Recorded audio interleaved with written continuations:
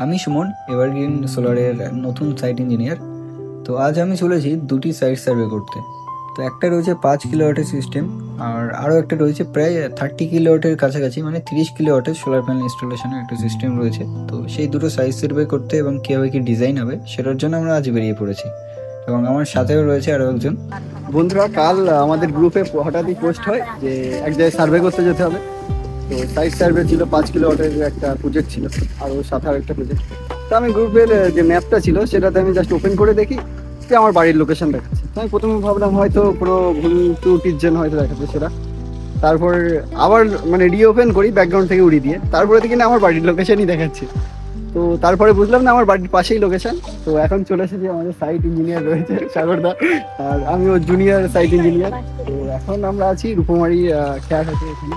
তো বেশ সুন্দর একটা জায়গা, আর এখন কিন্তু বোটটা ছাড়বে এবার। দেখো জাস্ট ভিউটা ভাই।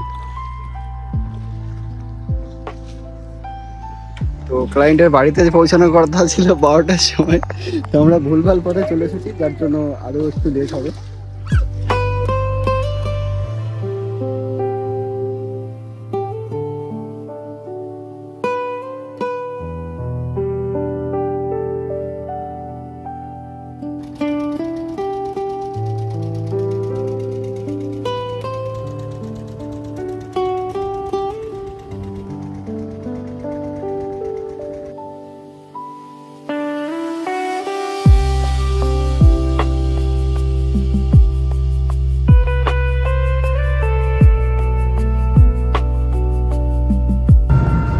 এই অবস্থা বুঝলে কোথায় কোথায় ঘোরাচ্ছে, আমার কোথায় যাওয়ার কথা কোথায় নিয়ে চলে আসছে। বাড়ির পাশের ছেলে সবকিছু ভুলে গেছে, কোথায় যেতে হয় না যেতে হয়। এটাই তো মজা, ছেলে না, ঘোরা হচ্ছে শুধু ঘোরা, সার্ভে করতে এসে শুধু ঘোরা হচ্ছে, আর কিছু না। যথারীতি আমরা লোকেশনে পৌঁছে স্যারের সাথে কথা বলে আমরা আমাদের মাপজোকগুলো নিতে শুরু করে দিই ড্রয়িংয়ের সুবিধার জন্য। এই ড্রয়িংগুলোই কিন্তু পরবর্তীকালে আবার 3D ডিজাইনে কনভার্ট করা হয়। এই সাইডটা রয়েছে সাউথ, এটা ইস্ট, যে নর্থ, এইদিকে ওয়েস্ট। আর এখানে এই যে ছাদটা রয়েছে এটার উপর দিয়ে কভার আপ হওয়ার কথা বলা হয়েছে। আর এখান থেকে লেগ হবে, মানে এই সাইড চেপে বসবে, আর এখানে একটা মিডিল লেগ বসবে। আসলে এনার বাড়িতে 5 কিলোওয়াটের Topcon bifacial solar system install করার কথা হয়েছিল। ছাদে পর্যাপ্ত জায়গা থাকলেও শ্যাডো ফ্রি এরিয়া খুবই কম ছিল, কিছু কিছু জায়গায় ছায়া চলে এসেছিল। তো সেই জন্য আমাদের কিন্তু সাইট ইন্সপেকশনে আসতে হলো, কোথায় কীভাবে বসবে তার ডিজাইনটা কনফার্ম করার জন্য।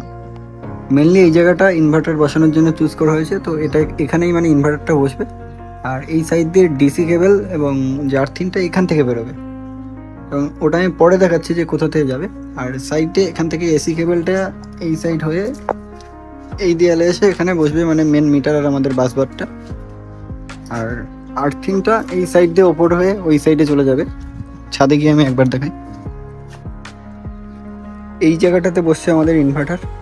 এই সাইড দিয়ে ডিসি কেবল ওপরে এখানে চলে আসলো, আর এই সাইড দিয়ে সোজা ওই সাইডে গিয়ে ওখানে বসবে আর্থিং, ওই কর্নারটাতে। আর এসি কেবলটা এখান থেকে হয়ে এখানে এই সাইডে থাকবে, এখানেই মেন মিটার এবং বাসবারটা থাকবে। ছাদের এই লোকেশনটাতে আমাদের ইনস্টলেশন হচ্ছে, এবং আমি যে দেখালাম যে ওই সাইড থেকে কিন্তু আর্থিংটা চলে আসছে, এসে একদম এই দেয়ালের সাথে অ্যাটাচ হয়ে এখানে পরপর 3টে বসানো হবে। আমরা এই মুহূর্তে মানে কাস্টমারের বাড়িতে সার্ভে করলাম এবং সব কিছু রিপোর্ট নিয়ে ডকুমেন্টেশন কমপ্লিট করে চলেছি পরবর্তী লোকেশনে। আরও একটা সার্ভে রয়েছে, আর সাথে রয়েছে সাগরদা।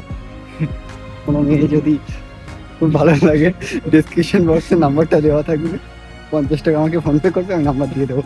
আনলক থাকবে, মানে লক থাকবে, 50 টাকা দিলে আনলক করে দেবো। 50 টাকা কমাই।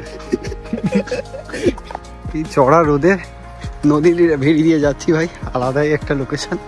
কিন্তু নৌকাটা হয়তো এই পারে দাঁড়িয়ে আছে, জানি না পৌঁছাতে পারবো কিনা। যদি ছেড়ে দেয় না তাহলে আবার সেই কতক্ষণ দাঁড়িয়ে থাকতে হবে তার নিচে। এই যে নদীটা ভাই, কিন্তু ঘাটটা দেখেই তো আমার অবস্থা খারাপ হয়ে যাচ্ছে। আরে ভাই আলাদাই। আমাদের নর্থ বেঙ্গলের মানুষ কিন্তু দেখে সাবধানে, তোমরা পাহাড়ে ওঠো, হ্যাঁ, নদীতে কিন্তু চড়া সব অভ্যাস নেই।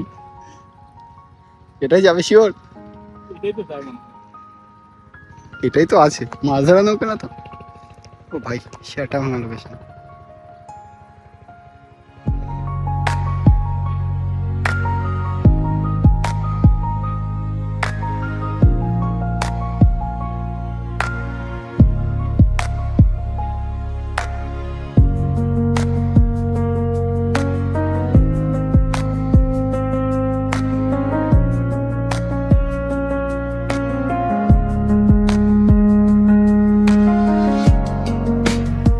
এখনো পর্যন্ত কোনো প্যাসেঞ্জার নেই, আমি আর দাদাই রয়েছি, সেই কারণে কিন্তু এখন নৌকা ছাড়বে না, তো অনেকক্ষণই ওয়েট করতে হতে পারে।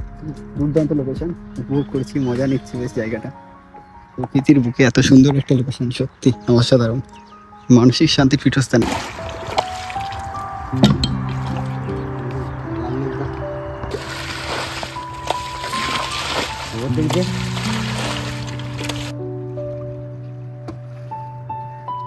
কি হলো? আসতে দেখে কাদায় পা। ভয় লাগছে।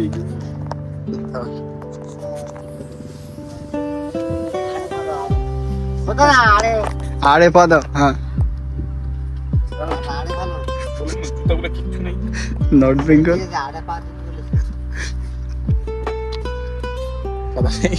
আরুণ পা। বাহ,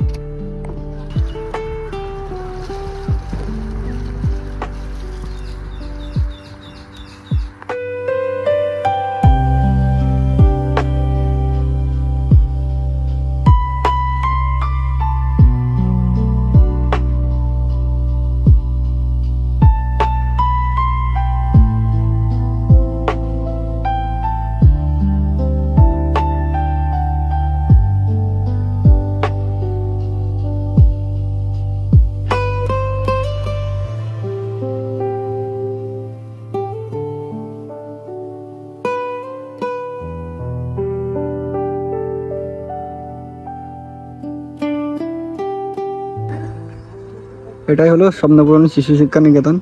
আর এই যে বিল্ডিংয়ে দেখা যাচ্ছে, এই বিল্ডিং এর ছাদে প্ল্যান করার কথা হয়েছে, টিন শেডের মানে যেটা রয়েছে। আর ওখানে একটা বড় নারিকেল গাছ রয়েছে, আর পাশে ওয়াটার ড্রাম রয়েছে। এবার ওটা একটু দেখতে হবে। সাউথ কোন দিকটা? সাউথ এই দিকটা হবে, এই দিকটা সোজা এই বরাবর সাউথ। আসলে আমরা স্বপ্নপূরণে সাইট সার্ভে করতে এসেছিলাম এটা বলা ভুল হবে, আমরা এসেছিলাম পর্যবেক্ষণ করতে। এখানে টোটাল ইলেকট্রিক বিল এবং ইলেকট্রনিক্স সমস্ত আসবাবপত্রের একটা হিসেব নিয়ে যেটা দেখা গেল প্রায় 25 কিলো ওয়াটের মতো লোড প্রয়োজন। এবং এখানে দু ধরনের সিস্টেম ইনস্টল করতে হবে আমাদের, on grid of grid. Of grid means যেখানে ব্যাটারির কানেকশনও থাকবে। আর যেহেতু এটা সুন্দরবনের প্রত্যন্ত এরিয়া, তাছাড়াও এটা সিএসসি বোর্ডের অন্তর্গত নয়, এটা WBSC-DCL বোর্ডের অন্তর্গত। আর কোনো ক্রমে যদি প্রাকৃতিক দুর্যোগের কারণে বিদ্যুৎ বিচ্ছিন্ন হয়, তবুও ঠিকঠাক করতে পেরে 3 থেকে 4 দিন সময় লেগে যায়। তো যার কারণে অফগ্রিড সিস্টেম রাখাটা খুবই প্রয়োজন এখানে। তো কিছু কিছু ভাগ করে রাখা হবে, কিছুটা অনগ্রিড এবং কিছুটা অফগ্রিড। সেটা ক্যালকুলেশন করে আমাদের কোম্পানি কোটেশন পাঠাবে স্বপ্নপূরণ স্কুলকে, তারপরে তারা অ্যাকশন নেবে। আর যেহেতু এই লোকেশনগুলো আমার বাড়ির পাশেই ছিল, তাই কোম্পানি থেকে কিন্তু সাইট ইঞ্জিনিয়ার হিসেবে আমাকেই পাঠিয়েছিল, সাথে সাগরদাকেও। আর সাগরদা কিন্তু নর্থ বেঙ্গলের ছেলে, তো নতুন এসেছে, আমার বাড়ির পাশে এসেছে, তাই তাকে নিয়ে বেরিয়ে পড়লাম একটু বিকেলবেলা ঘুরতে। বেশ আমাদের নদীর ধারে খুব সুন্দর সুন্দর জায়গা ছিল, সেগুলোই ঘুরে ঘুরে দেখাচ্ছিলাম আমি।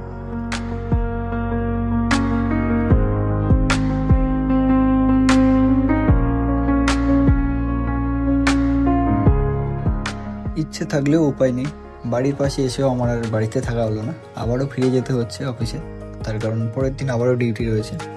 তো এই ভিডিওটা এই পর্যন্তই, ভালো লাগলে একটা লাইক কমেন্ট করে দিও।